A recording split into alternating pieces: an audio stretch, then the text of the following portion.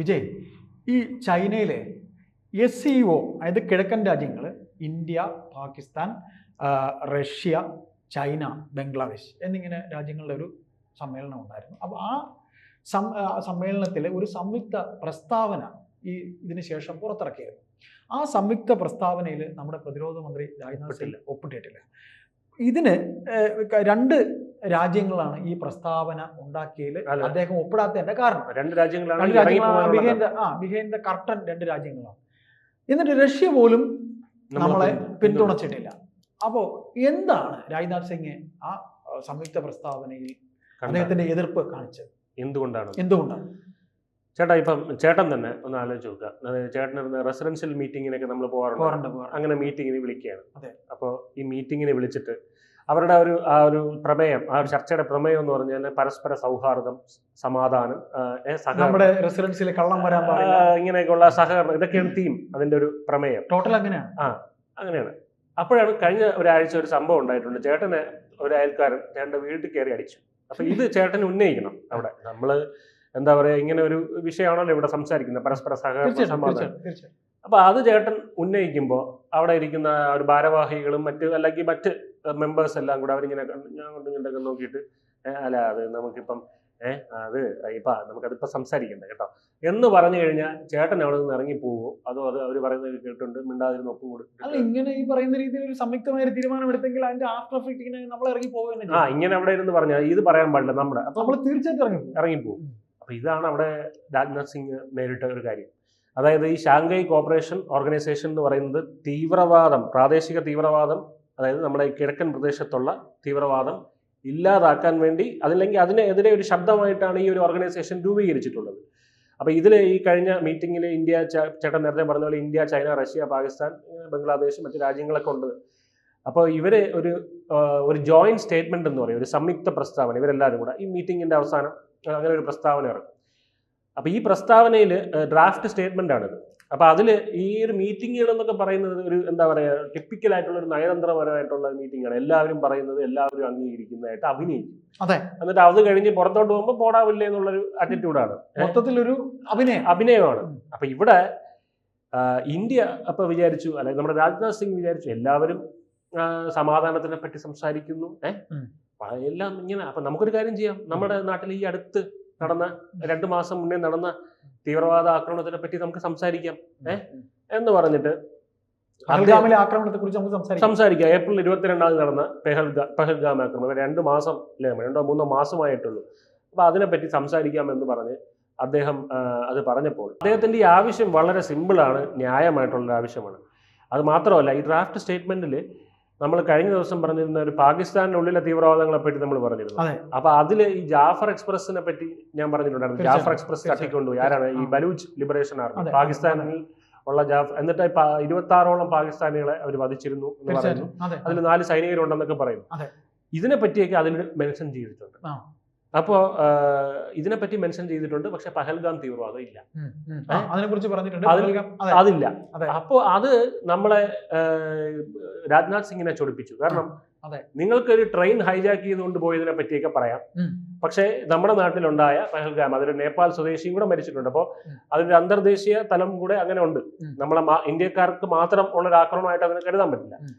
അപ്പോൾ അങ്ങനെ അത് പറഞ്ഞു. അപ്പോൾ അദ്ദേഹത്തിന് അത് ചൊടിപ്പിക്കുകയും അത് എന്തുകൊണ്ട് അവിടെ അതിന്റെ റെഫറൻസ് അതിനകത്ത് വന്നില്ല എന്ന് ചോദിക്കുകയും ചെയ്തപ്പോൾ അതുകൊണ്ടാണ് അദ്ദേഹം അവിടെ ഒപ്പിടാതെ ഇറങ്ങിപ്പോകുന്നൊരു സാഹചര്യം ഉണ്ടായത്. അപ്പൊ ഇതില് എന്തുകൊണ്ടാണ് ഈ പഹൽഗാം തീവ്രവാദം ഈ ഒരു സംയുക്ത പ്രസ്താവനയിൽ നിന്ന് ഇല്ലാതായതെന്നുള്ളതാണ് ചോദ്യം. അതിന് നേരത്തെ ചേട്ടൻ പറഞ്ഞതുപോലെ 2 രാജ്യങ്ങളാണ് ഇതിന് കാരണം.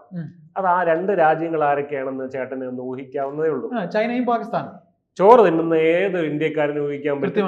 1 ചൈന, 2 പാകിസ്ഥാൻ, അതിന്റെ ജാരസന്തതിയായിട്ടുള്ള പാകിസ്ഥാൻ. ചൈനയുടെ ജാരസന്ധി പാകിസ്ഥാൻ അല്ല, ചൈന പാകിസ്ഥാൻ ഉപയോഗിച്ചാണ് നമുക്ക് പണിതുകൊണ്ടിരിക്കുന്നത്. അതിലേക്ക് നമുക്ക് കിടക്കാം. അതായത് ഇവർ രണ്ടുപേരുമാണ് ക്രോസ് ബോർഡർ ടെററിസം, അതായത് അതിർത്തി കടന്നുള്ള തീവ്രവാദത്തിനെ പറ്റി നമുക്ക് ഇതിനകത്ത് വേണ്ട. കാരണം ഇവർ അന്ന് പറഞ്ഞുകൊണ്ടിരുന്നത് എന്തുവാണ്, ഇന്ത്യക്കാർ തന്നെയാണ് ആക്രമിച്ചത്, പാകിസ്ഥാൻ ഇന്ത്യക്കാർ തന്നെയാണ് തീവ്രവാദികളായിട്ട് വന്ന് ഇവിടെ ആക്രമിച്ചത്, നമ്മളൊന്നും പാകിസ്ഥാനിൽ നിന്നുള്ള ആരുമല്ല വന്നിട്ടുള്ളത് എന്നൊക്കെ പറഞ്ഞിരുന്നു. അപ്പൊ ഇപ്പൊ അവർ തന്നെ പറയുന്നതാണ് ക്രോസ് ബോർഡർ ടെററിസം വേണ്ട, അതായത് അതിർത്തി കടന്നുള്ള തീവ്രവാദത്തിനെ പറ്റി വേണ്ട എന്ന് പറയുമ്പോൾ ഇവർ അതിലൂടെ അർത്ഥമാക്കുന്നത് എന്താണ്, അല്ലെങ്കിൽ സമ്മതിക്കുന്നത് എന്താണ്, ഇവരുടെ ആൾക്കാർ തന്നെയാണ് വന്നതെന്നുള്ളത് മണ്ടന്മാർ. ഓക്കെ, അത് അവിടെ നിൽക്കട്ടെ. അപ്പൊ എന്തായാലും ഇന്ത്യ നോ പറഞ്ഞു, നിന്റെ SCO കൊണ്ട് കാട്ടിൽ കളയാൻ പറഞ്ഞു. എന്നിട്ട് അവിടെ നിന്ന് ഇറങ്ങിപ്പോയി. പ്രാദേശിക ഭീകരവാദത്തിനെ പറ്റി സംസാരിക്കുന്നതിൽ നമ്മുടെ അതും വരേണ്ട ആവശ്യമുണ്ടെന്ന് പറഞ്ഞു. അപ്പൊ നമ്മൾ ഇതിനകത്ത് മനസ്സിലാക്കേണ്ടത് ചൈന എന്തുകൊണ്ടാണ് ഈ പാകിസ്ഥാൻ ഇങ്ങനെ അങ്ങോട്ട് കയറി താങ്ങുന്നത് എന്നുള്ളതാണ് നമ്മൾ മനസ്സിലാക്കേണ്ടത് കാര്യം. ഇന്ത്യയുടെ വളർച്ച സഹിക്കാൻ പറ്റാത്ത അതും അതൊരു റീസൺ ആണ്. പക്ഷെ അതിന് മറ്റ് അവർക്ക് ചൈന ചുമ്മാ അങ്ങോട്ട് പാകിസ്ഥാന് കൊടുക്കില്ലല്ലോ. അതായത് ഈ ചൈന എന്ന് പറയുന്നത് നമ്മൾ ഈ പാകിസ്ഥാന്റെ ഒരു രണ്ടാമത്തെ തന്തയാണ് എന്ന് വേണമെങ്കിൽ പറയാം.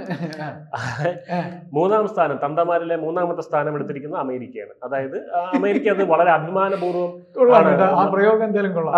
അഭിമാനപൂർവ്വം എടുക്കുന്ന ഒരു സ്ഥാനമാണ്. പക്ഷേ ഇന്ത്യയുടെ ഒറിജിനൽ തന്ത, അതായത് യഥാർത്ഥ തന്ത എന്ന് പറയുന്നത് ബയോളജിക്കൽ ഫാദർ എന്ന് നമ്മൾ പറയും, അത് നമ്മളാണ്, ഇന്ത്യ. ഇത് പക്ഷേ പാകിസ്ഥാനെ അംഗീകരിച്ചു തരാനുള്ള ഒരു ബുദ്ധിമുട്ടുണ്ട്. നമുക്കത് പാകിസ്ഥാന്റെ ബയോളജിക്കൽ തന്ത ഇന്ത്യയാണ്. പക്ഷെ അത് അംഗീകരിച്ച് തരാനുള്ള ഒരു ബുദ്ധിമുട്ട് നമ്മളെ പോയ ഒരു കഷ്ണം മാത്രമല്ല. അതെ, അംഗീകരിച്ച് തരാനുള്ള ഒരു ബുദ്ധിമുട്ട് ആർക്കുണ്ട്? പാകിസ്ഥാനുണ്ട്. അപ്പൊ ഈ പാകിസ്ഥാൻ അത് വിട്ടേക്ക്, കാരണം പിതൃനിഷേധം എന്ന് പറയുന്നത് അവരുടെ ഒരു കുടുംബ പാരമ്പര്യമാണ്. അപ്പൊ അതുകൊണ്ട് അവർ നമ്മളെ അംഗീകരിക്കുന്ന അത് അവരുടെ വിഷയം, അത് വിട്ടേക്ക്. അപ്പൊ അതെന്തായാലും അങ്ങനെ പോട്ടെ.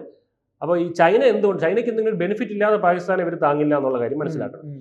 ഇതാണ് അവർ തമ്മിലുള്ള ഡീൽ. അതായത് ഇന്ത്യക്കെതിരെയുള്ള ഇന്ത്യ എന്ന് പറയുന്നത് ചൈന പേടിക്കുന്ന ഒരു രാജ്യമാണ്. അതായത് സാങ്കേതിക വിദ്യ ആയാലും വിപണിയിലായാലും എന്ത് കാര്യത്തിലാണെങ്കിലും നമ്മൾ അവരെക്കാൾ മുമ്പിൽ വരാൻ, എന്തെങ്കിലും ചൈനയെ തോൽപ്പിക്കാൻ ശേഷിയുള്ള ഒരു രാജ്യം ഉണ്ടെങ്കിൽ അത് ഇന്ത്യയാണ്. ചൈനയുടെ തോളിൽ ശ്വാസം തട്ടുന്നുണ്ടെങ്കിൽ അത് ഇന്ത്യയുടെ ശ്വാസമാണ് തട്ടുന്നത്. കാരണം തൊട്ട് പിന്നിലുണ്ട് നമ്മൾ. അപ്പൊ ഇത് തൊട്ട് പിറകിലുള്ളവന്റെ ശ്വാസമല്ലേ ഫ്രണ്ടിലുള്ളവനെ കിട്ടുന്നത്. അതുകൊണ്ട് അപ്പൊ ശ്വാസമായി തട്ടുന്നത്. അതെ. അപ്പൊ അതുകൊണ്ട് ഇന്ത്യയെ ഒതുക്കാനുള്ള ഒരു വഴി, നമ്മൾ ഇതിലൊക്കെ ശ്രദ്ധിക്കാതിരിക്കാനുള്ള ഒരു വഴി എന്ന് പറഞ്ഞാൽ നമ്മളെ ഭീകരവാദം കൊണ്ട് നമ്മളെ എപ്പോഴും ബിസി ആക്കി നിർത്തുക. നമ്മൾ ഒരു യുദ്ധ ഒരു മോഡൽ ഇതിൽ അലർട്ട് ആവാതിരിക്കാനായിട്ട് ഭീകരവാദം ഇങ്ങനെ ചൊറിഞ്ഞുകൊണ്ടേയിരിക്കുക. അപ്പൊ നമുക്ക് അതിന്റെ ആ രീതിയിൽ ചെലവുകളും മറ്റും വന്നുകൊണ്ടിരിക്കും. അപ്പൊ ഇത് ഒരു രാജ്യത്തിന് വല്ലാത്ത ചെലവാണ്. ഇത് മാത്രമല്ല, മറ്റൊരു കാര്യമുണ്ട്. ചൈന പാകിസ്ഥാൻ എക്കണോമിക് കോറിഡർ അല്ലെങ്കിൽ സാമ്പത്തിക ഇടനാഴി, CPEC എന്നാണ് ഇതിനെ പറയുന്നത്. ഇത് $65 ബില്യൺ ഉള്ള ഒരു ഇടനാഴിയാണിത്. വാല്യൂ ഉള്ള ഒരു ഇടനാഴിയാണ്. കാരണം ഇതാണ് ചൈനയ്ക്ക് അറേബ്യൻ സീയിലേക്കുള്ള ഡയറക്റ്റ് ആക്സസ് നൽകുന്ന പാകിസ്ഥാനിലെ ഈ ഒരു ഇടനാഴി. അപ്പോൾ ഇത് കൊണ്ട് ഈ പാകിസ്ഥാനെ പിളക്കാൻ പറ്റില്ല ചൈനയ്ക്ക്. അപ്പൊ ചൈന എന്ന് പറയുന്നത് പാകിസ്ഥാന് ഏറ്റവും വലിയ ഈ അവരുടെ ഹെൽപ്ഫുൾ ആയിട്ട് ആയുധങ്ങൾ നൽകുന്ന ചൈനയാണ് ഏറ്റവും കൂടുതൽ പാകിസ്ഥാൻ ആയുധങ്ങൾ നൽകുന്നത്. അതെ. അപ്പൊ എന്നിട്ട് പാകിസ്ഥാൻ അത് നേരെ ഉപയോഗിക്കാൻ പോലും അറിയില്ല. അതെ, യുദ്ധ ഉപകരണങ്ങൾ പാകിസ്ഥാൻ നൽകുന്നത് ചൈനയാണ് ഏറ്റവും കൂടുതൽ. അമേരിക്ക എന്താണ് നൽകുന്നത്? അമേരിക്കയാണ് അന്നം നൽകുന്നത്. അതായത് പൈസ, ലോണുകളും ഇത് വാങ്ങാനല്ല, അവരുടെ മറ്റു ഉപകരണങ്ങൾ ഇവർക്ക് ജീവിച്ചു പോകണ്ടേ, അതിനു വേണ്ടിയുള്ള ദൈനംദിന ചെലവുകൾക്ക് വേണ്ടി. അതെ. അപ്പൊ ഇത് നമ്മൾ എങ്ങനെയാന്ന് പറഞ്ഞാൽ, ഒരു അമ്മായി അച്ഛന്റെ കയ്യിൽ നിന്ന് ഭക്ഷണവും വാങ്ങിച്ചിട്ട് ഒരു അമ്മായി അച്ഛന്റെ കയ്യിൽ നിന്ന് മറ്റൊരു അമ്മായി അച്ഛന്റെ കയ്യിൽ നിന്ന് എന്താ പറയാ, കുറച്ച് പൈസയും വാങ്ങിച്ചിട്ട് ഈ പൈസക്ക് കുറച്ച് ഏറുപടക്കവും വാങ്ങിച്ചിട്ട് സ്വന്തം തന്തയുടെ വീട്ടിലോട്ട് ഈ ഏറ് പടക്കം അറിയുന്നത്, തിന്നിട്ട് എല്ലിന്റെ ഇടയിൽ കയറിയിട്ട് പടക്കം അറിയാന്ന് പറയും. ഇതാണ് പാകിസ്ഥാൻ. അതെ, പാകിസ്ഥാൻ. കാരണം അമേരിക്കയാണ് പാകിസ്ഥാന് ലോണുകൾ നൽകുന്നത്. ചൈന ഒരിക്കലും പാകിസ്ഥാന് ഈ ആയുധങ്ങൾ വെറുതെ നൽകുന്നതല്ല. അത് നമുക്കത് റിയലിസ്റ്റിക് ആയിട്ട് തന്നെ നമുക്കതിൽ ചിന്തിക്കേണ്ട കാര്യമാണ്. വെറുതെ ഒന്നും കൊടുക്കുന്നതല്ല. പാകിസ്ഥാൻ ഇതൊക്കെ വാങ്ങിക്കുന്ന ലോണുകളും നമ്മൾ ഈ പേ ലേറ്റർ ഓപ്ഷൻ ഉണ്ട്, അതായത് പിന്നെ പൈസ തരാം, നമ്മൾ ഈ പറ്റെന്നൊക്കെ പറയില്ലേ, ഈ ഒരു ഓപ്ഷനിലാണ് വാങ്ങിക്കുന്നത്. അല്ലാതെ ഒരു ഫ്രീ ആയിട്ടുള്ള ഒരു പരിപാടിയൊന്നും ഇവിടെ ഇല്ല. ചൈന എന്ന് പറയുന്നത് പാകിസ്ഥാന്റെ തന്ത എന്ന് മാത്രമല്ല, ഒരു ഉടമയാണെന്ന് വേണമെങ്കിലും പറയാം. കാരണം സാമ്പത്തികമായിട്ടും ആയുധപരമായിട്ടും ഇത് സൈനിക ഉപകരണം ആ രീതിയിലാണെങ്കിലും അല്ല, നയതന്ത്രപരമായിട്ടും പാകിസ്ഥാനെ കംപ്ലീറ്റ്ലി എന്താ പറയുക, ഒരു ആധിപത്യം പാകിസ്ഥാനിൽ ചൈനയ്ക്കുണ്ട്. അപ്പൊ ഇതിൽ ചേട്ടൻ നേരത്തെ ചോദിച്ചു റഷ്യ എന്തുകൊണ്ട് നമ്മളെ പിന്തുണച്ചു. റഷ്യ ഉണ്ടോ നമ്മുടെ സുഹൃത്ത്. ഇത് എന്ന് പറയുന്നത് SCO എന്ന് പറയുന്ന മീറ്റിംഗിൽ ഒരു പ്രത്യേകതയുണ്ട്. ഒരു അംഗം അതിന് ഈ ജോയിന്റ് സ്റ്റേറ്റ്മെന്റിൽ ഒപ്പിട്ടില്ലെങ്കിൽ ഈ ജോയിന്റ് സ്റ്റേറ്റ്മെന്റ് ഇടാൻ പറ്റാതെ അത് മീറ്റിംഗ് കൺക്ലൂഡ് ആവും. അപ്പോൾ അത് മീറ്റിംഗ് അപൂർണമാണ്. അപ്പൊ അതില് റഷ്യ അതിനകത്ത് കയറി ചെയ്തു കഴിഞ്ഞാൽ നമ്മുടെ കിഴക്കൻ രാജ്യങ്ങൾ തമ്മിൽ ഭിന്നതയുണ്ടെന്നുള്ളത് പാശ്ചാത്യ ഇത് എല്ലാവർക്കും അറിയാവുന്ന കാര്യമാണ്. പക്ഷെ നമ്മൾ അത്ര പ്രകടമാക്കണം. കാരണം ഇത് ചെയ്താൽ മതി, ഒരാൾ ഒപ്പിടാതിരുന്നാൽ മതി, അവിടെ ഭിന്നതയല്ല, ഈ മീറ്റിംഗ് കുളവായിക്കും. പക്ഷെ അത് അലമ്പാക്കുന്ന പരിപാടിയാണ് റഷ്യയും കൂടെ കയറി എതിർക്കുന്നത്. അപ്പൊ അതുകൊണ്ട് റഷ്യയും ഇന്ത്യയും തമ്മിലുള്ള ബന്ധം എന്ന് പറയുന്നത് കേവലം ഉപരിപ്ലവമായിട്ടുള്ള നയതന്ത്ര ബന്ധമല്ല, അത് ആഴമേറിയതും അല്ലാതെ വളരെ ഗാഢമായിട്ടുള്ള ഒരു ബന്ധമാണ്. അറിയാമല്ലോ, നമ്മളെ അറിയാം. ഇന്ദിരാഗാന്ധിയുടെ സമയത്ത് അമേരിക്ക നമ്മളെ പാകിസ്ഥാനെ കൂടെ ചേർന്ന് നമ്മളെ അടിക്കാൻ വന്നപ്പോൾ നമ്മളെ കൂടെ നിന്ന് ഒരേ രാജ്യം റഷ്യയാണ്. അന്ന് റഷ്യ അല്ല USSR ആണ്. എങ്കിൽ പോലും ആ നിലപാട് അവർ ഇപ്പോഴും നമ്മളോട് കാണിക്കുന്നുണ്ട്. അപ്പൊ റഷ്യ കൂടെ നിന്നില്ല എന്നൊക്കെ പറയുന്നത് വെറുതെ ഉള്ള ഒരു ഇതാണ്. അവർക്ക് കൃത്യമായിട്ട് അറിയാം ഇന്ത്യ ഒന്ന് ഒപ്പിടാതിരുന്നാൽ മതി, മീറ്റിംഗ് കുളമായിക്കോളൂ. അപ്പൊ ഇവിടെ ഇത്രയും മതി, മുൻകൂട്ടി അറിഞ്ഞു അല്ലേ? അവർക്കറിയാലോ ഇതിന്റെ നിയമങ്ങൾ. അതുകൊണ്ട് ഇവിടെ ഇത്രയും മതി എന്നുള്ളത്. അതുകൊണ്ട് റഷ്യക്ക് നമ്മളെ ഈ പഹൽഗാം തീവ്രവാദം നടന്നപ്പോൾ നമ്മളെ കൃത്യമായിട്ട് നിലപാടുകൾ അറിയിച്ചിട്ടുള്ള ഒരു രാജ്യമാണ്. അതായത് നിങ്ങളോടൊപ്പം നമ്മൾ നിൽക്കുന്നു. നമ്മൾ തമ്മിലുള്ള ദ്വികക്ഷി യോഗങ്ങളിലെല്ലാം അവർ തീവ്രവാദത്തിനെതിരെ തന്നെ നമ്മളെ കൂടെ ഇന്ത്യയെ പിന്തുണയ്ക്കുന്നു, പൂർണ്ണമായി പിന്തുണയ്ക്കുന്നു രീതിയിൽ നിൽക്കുന്നു. അത് മാത്രമല്ല, പുതിയ നമ്മുടെ പോളിസിയുണ്ട്. ഓപ്പറേഷൻ സിന്ദൂറിന് ശേഷം നരേന്ദ്രമോദി പ്രഖ്യാപിച്ച ഇനി ഈ രാജ്യത്ത് നടക്കുന്ന എന്തെങ്കിലും ഒരു തീവ്രവാദ ആക്രമണം ഈ രാജ്യത്തിനെതിരെയുള്ള യുദ്ധമായിട്ട് നമ്മൾ കാണും എന്ന് നരേന്ദ്രമോദി പറഞ്ഞിട്ടുണ്ട്. അപ്പോൾ അത് ആ ഒരു നിലപാട് റഷ്യ കൈയടിച്ച് സ്വീകരിച്ച ഒരു കാര്യം നമ്മൾ കണ്ടതാണ്. റഷ്യക്ക് അറിയാം ഇന്ത്യയുടെ കാര്യം, അതായത് ഇത്തരത്തിലുള്ള തീവ്രവാദികളെ ഇന്ത്യക്ക് നേരിടാൻ എങ്ങനെ പറ്റുമെന്നുള്ളത് റഷ്യക്ക് അറിയാം. റഷ്യ അത് വളരെ അഭിമാനത്തോടെയാണ് കാണുന്നത്. ഇവിടെ SCOയിൽ റഷ്യ പിന്തുണച്ചില്ല എന്നൊക്കെ പറയുന്നത് വെറുതെ അപരാധം പറഞ്ഞു നടക്കുന്നത്.